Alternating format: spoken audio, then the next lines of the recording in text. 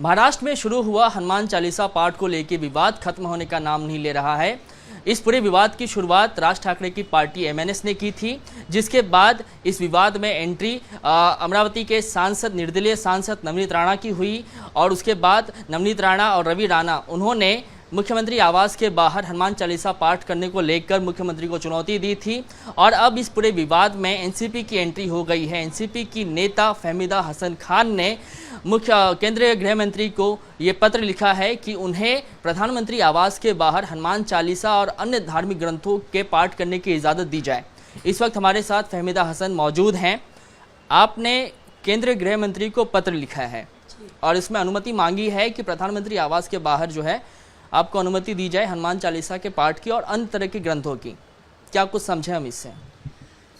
मैंने हमारे मोटा भाई अमित शाह जी को पत्र लिखा है कि मुझे प्रधानमंत्री आवास के बाहर सर्वधर्म समभाव के हिसाब से सर्वधर्मीय मेरी जो प्रार्थना है वो करने की इजाज़त दे।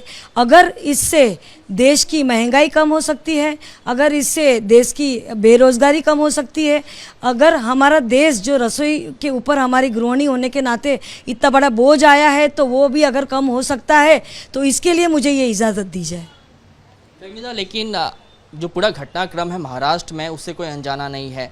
राज ठाकरे की पार्टी एमएनएस ने इसकी शुरुआत की थी। उसके बाद जिस तरीके से नवनीत राणा को और रवि राणा को जेल कस्टडी में भेज दिया गया है इसी विवाद को लेकर, उसके बाद ये जो आपका जो इजाज़त मांगने की है वो किस तरीके से? मैं यही समझाना चाहती हूँ कि अगर नवनीत राणा जी बोले हैं कि भाई हमें उद्धव ठाकरे का हिंदुत्व जगाने के लिए हमें हनुमान चालीसा पाठ करना है, तो मैं ऐसा कुछ नहीं कह रही हूँ।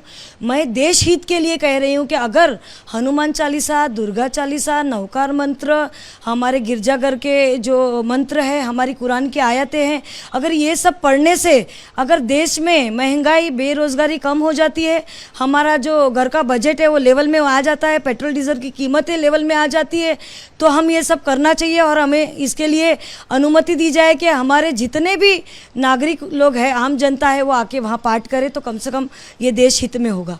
आपने गृह मंत्री को कब पत्र ये लिखा है? मैंने 23 अप्रैल 2022 के रोज पत्र लिखा है कि मुझे सर्व धर्म का प्रार्थना करने की परमिशन दी जाए। 2 दिन का समय बीत गया, कुछ रिप्लाई उनकी तरफ से आया नहीं? अभी तक उन्होंने कुछ मुझे रिप्लाई नहीं दिया है और मुझे लगता नहीं कि ये सब जो बवाल चालू है उसके ज़रिए मुझे देंगे। लेकिन आज जो ये नफ़रत की जो राजनीति हो गई है वो राजनीति से अभी आम जनता भी त्रस्त हो गई है। आप एक बात समझिए कि रमज़ान जो हमारा अभी पवित्र महीना चल रहा है उसके पहले भी राम है, फिर अजान है करके राम और अजान मिलके रमज़ान होता है। वैसे दिवाली में हमारे अली जुड़े हुए हैं। तो हम जो गंगा जमनी तहजीब इतने 75 सालों से एक साथ में मनाते आए हुए हैं, इसके अंदर ये राजनेताएं कूद के उसके अंदर ये जो हिंदू मुस्लिम का हिंदुत्व और ये सब जगाने का है। तो मुझे आपके चैनल के माध्यम से यही बताना है कि क्या मैं कुरान की आयतें एक जैन के वहाँ बाहर पढ़ के क्या मेरा ईमान जाग जाएगा? या पीएम के बाहर जाके मैं जैन के स्तवन पढ़ूंगी? जैसे कि छोटा सा नवकार मंत्र है, नमो अर्यंताणम नमो सिद्धाणम नमो आयर्यणम नमो वजयाणम नमो लोहे सवसाणम एसो पंच नमोकारो सव पाव फणासनो मंगणानंच सवेसी पड़मंग हवई मंगलम। अगर ये मैं बोलूँगी नवकार मंत्र तो क्या हमारे पीएम और हमारे देश के जो गृह मंत्री उनका जैनिज़्म जाग जाएगा? ये सब बातें सिर्फ बातें ही बातें हैं, लेकिन जो रियल में है कि बेरोज़गारी कम होना चाहिए, हमारे तरुण लोगों को रोज़गार मिलना चाहिए और महंगाई कम होनी चाहिए। लेकिन फिर सवाल तो आपको लेके भी उठेंगे ना, क्योंकि आपने ये जो कहा है कि जो प्रधानमंत्री आवास के बाहर मुझे इजाज़त दी जाए, उसको लेके क्या समझे? पूजा पाठ जो है वो धार्मिक जो है वो इशू है, उसको घर में भी बैठ के आप भगवान की अर्चना कर सकते हैं, पूजा पाठ कर सकते हैं। प्रधानमंत्री आवास ही क्यों?